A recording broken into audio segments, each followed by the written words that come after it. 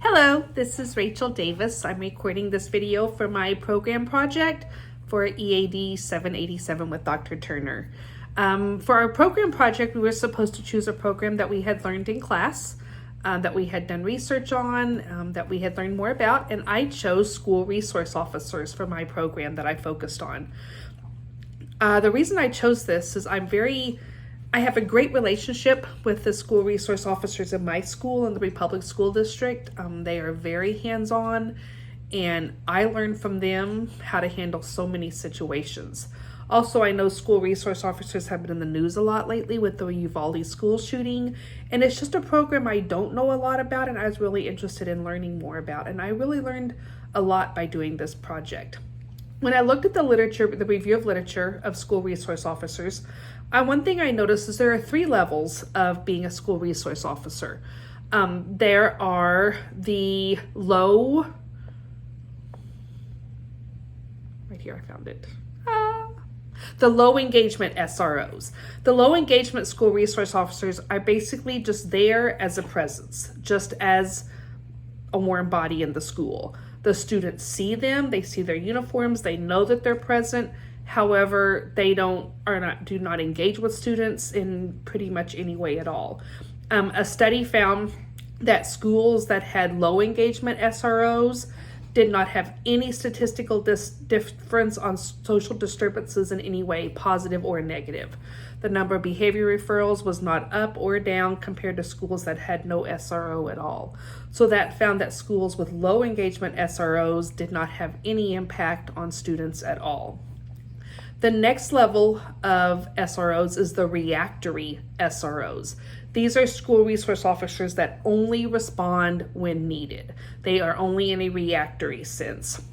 They are there possibly just for dealing with circumstances like social disturbances, fights, school shootings, things like that, but they don't work on the other end, the proactive end of being a school resource officer. And studies did find that when there were SROs, it actually kind of reactory SROs actually hindered a school's reporting. There were higher levels of racial tension, higher reports of bullying, and higher levels of all of those activities with reactory. The third type of school resource officers is what we have in Republic, which I'm very thankful for. It's called the full triad SROs. We think of a triangle, it has the 3 points, and full triad resource officers are there for those 3 reasons. The triad is teacher, counselor, and law enforcement. So full triad resource officers, first of all, they're there as a teacher. They are a heavy presence in the schools. They actually push into classrooms. They teach lessons on all grade levels about healthy choices and positive choices, healthy lifestyles, and making positive choices with drugs and alcohol abuse as well as weapons. So they're actually there as a teacher. The students view them as teachers in their classrooms. The second point of the triad is counselor. Full triad SROs are there to counsel families that are having problems, that are in a stressful situation. They can counsel groups of students or individual students to help them through hard times that they are doing. They also can do group counseling with school counselors and kind of help in that way also. And the third point of the triad is law enforcement. They are also there, just as the reactory SROs are there, to help with social disturbances, school shootings, confiscation of weapons or drugs. But the other 2 points, the teacher and counselor, have been more of a proactive approach to school resource officers so that they have created a positive relationship with students before they have to take on the role of the law enforcement. So when they do have to go in that law enforcement, they do already have relationships. Studies have shown that full triad SROs have a positive impact on schools. Lower social disturbances, lower racial tensions, and things like that. However, there's always a flip side. Several major school districts across the United States are cutting ties with police departments and SROs. A lot of this goes back to the George Floyd killing and the things that came with that, all the racial tensions and the negative view of police officers. as well as the Uvalde shooting just a few months ago in Uvalde, Texas.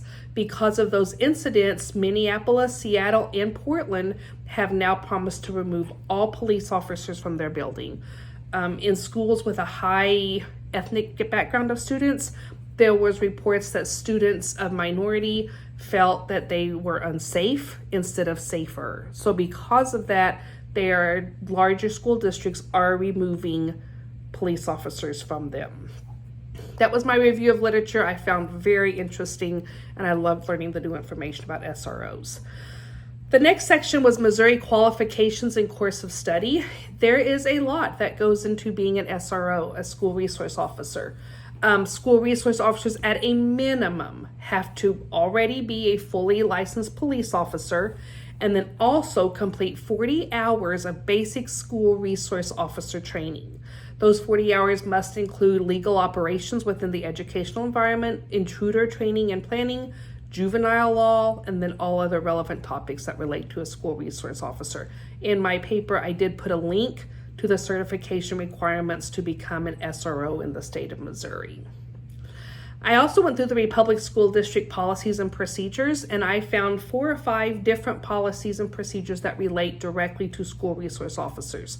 F-235-P is the weapons and firearms policy, which states no one is allowed to have weapons on campus except for school-sanctioned event like such as gun safety courses, military student programs, or school-sponsored club shooting teams.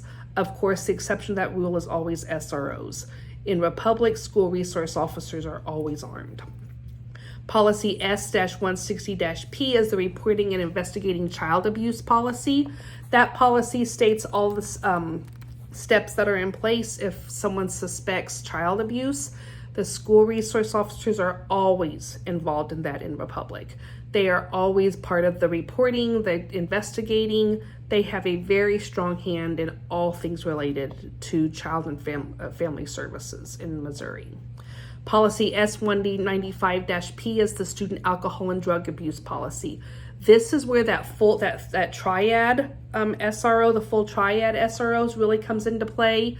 In the student alcohol and drug abuse policy, it specifically talks about SROs teaching healthy lifestyles and abstaining from drugs and alcohol, as well as what happens if they do find drugs and alcohol, the confiscation process that goes along with that.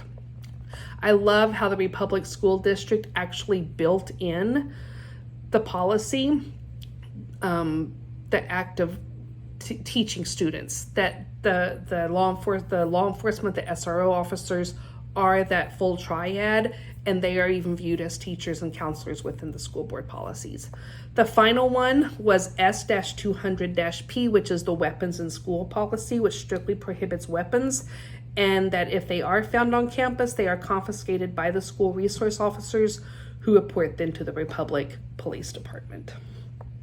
One of the final sections I did was specific legal issues related to school resource officers. And of course, as you can imagine, the largest percentage of all articles I found referred back to the recent legal problems with the Uvalde School District. The National Association of School Resource Officers, NASRO, is currently advocating for every K-12 school in the country to have a certified SRO officer on campus. However, the recent events of Uvalde have really put a stain on the public image of SROs. And there are quite a few schools that are withdrawing SROs from their school. Plain and simple, the Uvalde shooting, the Texas Department of Public Safety called it an abject failure. The school resource officers did not follow their training that says in the event of a school shooting, they are to confront the shooter and stop the shooting as soon as possible. Instead of doing that, the shooter was barricaded in a classroom with children and teachers for over an hour. There is so much going into that right now. There's going to be so many legal proceedings. There's going to be so much clutter that comes from that can really put a stain on all the positive things school resource officers. And that makes me incredibly sad because I know from my interaction with SROs what a positive presence they can be in a school. The good news is, in spite of all of these, there is still a trend across America of more schools adding SROs. The Meridian School District in Meridian, Idaho is adding 6 new school SRO officers, and the Roanoke School District in Roanoke County, Virginia is also adding 6 new SROs. And in fact, all 6 of those SROs will focus on elementary schools. The middle school and high schools already have SROs in Roanoke School District, and now they are adding SRO officers to elementary schools. The final section I looked at was the professional organization, which is the National Association of School Resource Officers.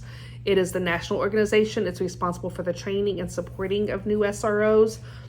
They have 3 different membership options that police officers can choose when going into school resource officers. I really enjoyed this project. I felt like I learned so much that I had no clue about SROs, the vital role they play, some of the stigma that they sometimes have, how they're not always welcome in schools. But from what I found, the majority of SROs and the majority of school districts talk about a very positive relationship that they have. Thank you.